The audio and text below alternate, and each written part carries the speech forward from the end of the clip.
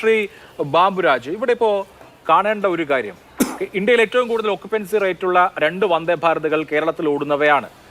അതായത് യാത്രക്കാരുണ്ട്, അതേസമയം തന്നെ കൂടുതൽ ട്രെയിനുകൾ ഓടിക്കാൻ കഴിയാത്ത വിധത്തിൽ ട്രെയിനുകളുടെ സാന്ദ്രതയുണ്ട്. ഇപ്പോൾ തന്നെ 140% എന്തോ ആണ്. അതുകൊണ്ട് പല ട്രെയിനുകളും പിടിച്ച് ഇടേണ്ടി വരുന്ന സാഹചര്യമുണ്ട്. അപ്പോൾ ഇതിന്റെ അർത്ഥം എന്താണെന്ന് വെച്ച് കഴിഞ്ഞാൽ ഇവിടെ ആവശ്യമുണ്ട്.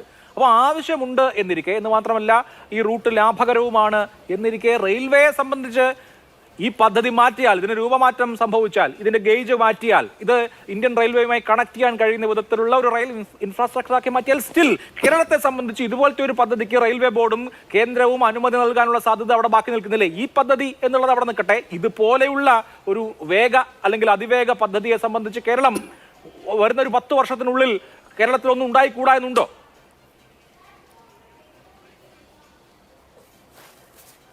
അല്ല, ഒരു കാര്യമുണ്ട്. ഇപ്പൊ നിലവിലുള്ള ഇന്ത്യൻ റെയിൽവേ ട്രാക്കിന് പറയാമല്ലോ അല്ലേ, അപര്യാപ്തതകൾ ഉണ്ടെന്നുള്ള വസ്തുത തന്നെയാണ്.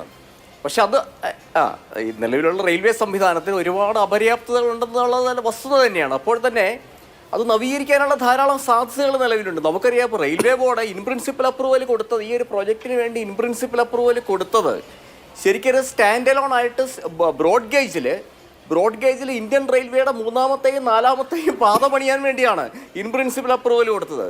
അതും ബ്രോഡ് ഗേജിൽ ഇന്ത്യൻ റെയിൽവേ സാധാരണ ഉപയോഗിക്കുന്ന സംവിധാനത്തിൽ ബ്രോഡ് ഗേജിൽ ഇത്തരം ഒരു പാതയെക്കുറിച്ച് എലിവേറ്റഡ് ആയിട്ട് അത് വയഡക്റ്റ് വഴി കൊണ്ടുപോകുന്നതിനെക്കുറിച്ച് ആലോചിക്കാൻ വേണ്ടി, പഠിക്കാൻ വേണ്ടിയുള്ള ഒരു അനുമതിയാണ് കൊടുത്തത്, ഇൻ പ്രിൻസിപ്പൽ അപ്രൂവലാണ് കൊടുത്തത്.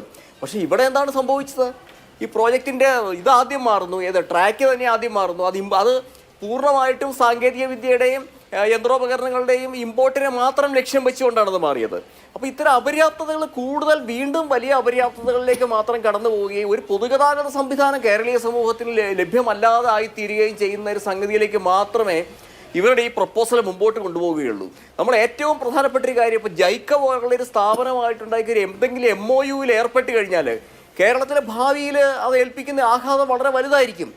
നമുക്കറിയാം, CPM ഭരിച്ചിരുന്ന പശ്ചിമ ബംഗാളിലെ ടാറ്റയ്ക്ക് സിംഗൂരിൽ കാർ ഫാക്ടറി നടത്താൻ പറ്റാതെ പോയ സാഹചര്യത്തിൽ 766 കോടി നഷ്ടപരിഹാരം കൊടുക്കേണ്ട വന്നൊരു സാഹചര്യം പോലും ഉണ്ടായി. നാളെ ജൈക്ക പോലൊരു സ്ഥാപനം ഒരു MOUവിൽ ഏർപ്പെട്ട് കഴിഞ്ഞാൽ അവർ പറയാൻ പോകുന്നതാണ്, ഞങ്ങളെ യന്ത്രോപകരണങ്ങൾ നിങ്ങൾ വാങ്ങുമെന്ന് കരുതിയിരുന്ന് ഞങ്ങൾക്ക് നൽകാൻ കഴിഞ്ഞില്ല, ആ പ്രോജക്റ്റ് ഓപ്പറേഷനിലായില്ല, അതുകൊണ്ട് തന്നെ ഞങ്ങൾക്ക് വരുന്ന നഷ്ടത്തെ തിരിച്ചു തരാൻ സംസ്ഥാന സർക്കാർ ബാധ്യസ്ഥരാകുന്ന സാഹചര്യത്തിലേക്കായിരിക്കും ഒരു പക്ഷേ ഇത് കൊണ്ടുപോകുന്നത്.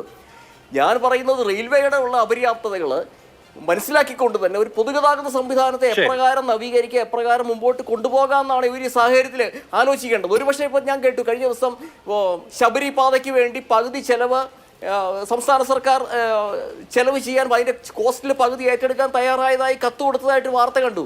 നീതിയുക്തമായൊരു കാര്യമാണത്. കാരണം എന്തായാലും അവിടെ ലാൻഡ് അക്വയർ ചെയ്ത് കഴിഞ്ഞു, അവിടെ അതൊരു പൊതുഗതാഗത സംവിധാനമാകും. പക്ഷേ ഈ സിൽവർ ലൈൻ്റെ അവസ്ഥ എന്താണ്? DPRൽ എന്താണ് പറഞ്ഞിരിക്കുന്നത്? വളരെ ഗ്രാജുവലി കേന്ദ്ര സർക്കാർ, ഇന്ത്യൻ റെയിൽവേയുടെയും സംസ്ഥാന ഗവൺമെന്റിന്റെയും പങ്കാളിത്തം കുറച്ചുകൊണ്ട് വന്ന് ഇതൊരു PPP പ്രോജക്റ്റ് ആക്കി മാറ്റുന്ന ഒരു പ്രോജക്ട് റിപ്പോർട്ടാണ് നിലവിലുള്ളത്. ശരി, അങ്ങനെ പ്രോജക്റ്റ് സംബന്ധിച്ച് തന്നെ വ്യത്യസ്ത കാഴ്ചപ്പാടുകളുണ്ട്.